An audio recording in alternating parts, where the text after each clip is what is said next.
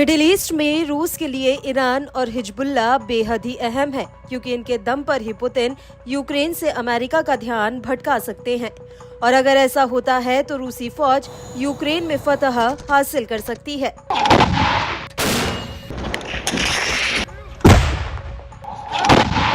और यही वजह है कि अमेरिका को मिडिल ईस्ट से खदेड़ने के लिए रूस ने ईरान और उसके एक्सिस ऑफ रेजिस्टेंस को खुला समर्थन किया है।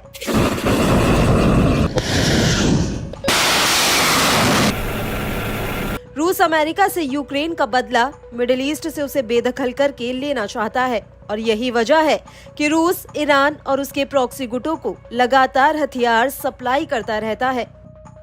और जब से इजराइल ने हिजबुल्लाह पर जंग का ऐलान किया है, तब से पुतिन खुलकर हिजबुल्लाह का समर्थन काटर हुए नजर आते हैं। और वो बार बार इजराइल को इस बात की चेतावनी दे रहे हैं कि हिजबुल्लाह से भिड़ना उसके लिए अच्छा नहीं होगा। और अब रूस के विदेश मंत्रालय ने हिजबुल्लाह को लेकर एक बहुत बड़ी बात कही है। रूस के विदेश मंत्रालय ने कहा कि इजराइल के हमलों के बावजूद हिजबुल्लाह ने अपनी कमांड चेंज नहीं की, वो एकदम संगठित तरीके से काम कर रहा है। आपको बता दें कि रूसी विदेश मंत्रालय की प्रवक्ता मारिया जाखारोवा ने ये बात कही है। По нашим оценкам, шиитская партия Хизбалла, включая ее военное крыло, не утратила управляемость, проявляет и организованность. Мы рассматриваем ливанское направление как один из элементов нынешнего беспрецедентного обострения на Ближнем Востоке. Решительно осуждаем любые силовые действия, направленные на раздувание общерегионального пожара. आपको बता दें कि जखारोवा ने अमेरिका और ब्रिटेन पर भी जमकर निशाना साधा और कहा कि अमेरिका और ब्रिटेन मिडिल ईस्ट में संघर्ष को भड़का रहे हैं। दोनों ही इजराइल का समर्थन करके लेबनान के भीतर बड़े पैमाने पर जान माल का नुकसान कराने में लिप्त है। जखारोवा के मुताबिक इजराइल ने एक बार फिर से सीरिया की संप्रभुता का हनन किया है।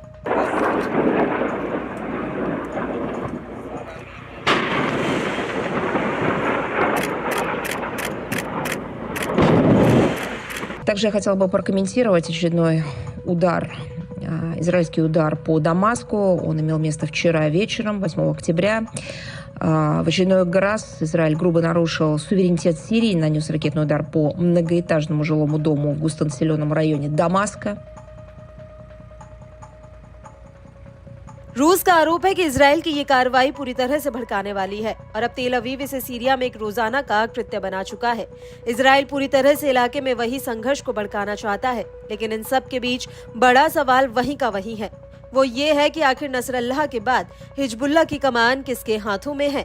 ये सवाल इसलिए भी वाजिब है क्योंकि इजराइल ने दावा किया है कि उसने नसरल्लाह के उत्तराधिकारी हाशिम सैफुद्दीन को मार गिराया। और तो और नेतन्याहू का ये भी दावा है कि आईडीएफ ने लेबनान में सैफुद्दीन के भी उत्तराधिकारी को निपटा दिया है। और अगर ये बात सच है तो अब हिजबुल्लाह का नेतृत्व कौन कर रहा है, ये अपने आप में बड़ा सवाल है। और इन सब के बीच रूस के विदेश मंत्रालय का हिजबुल्लाह को लेकर दावा भी कई सवाल खड़े करता है।